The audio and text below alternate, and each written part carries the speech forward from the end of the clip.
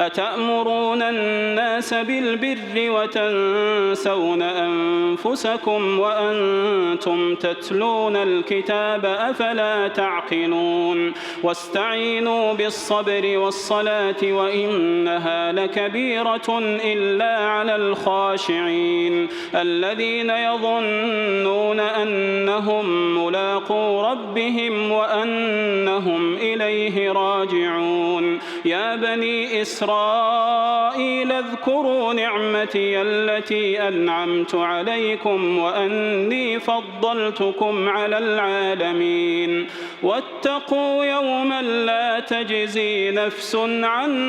نفس شيئا ولا يقبل منها شفاعة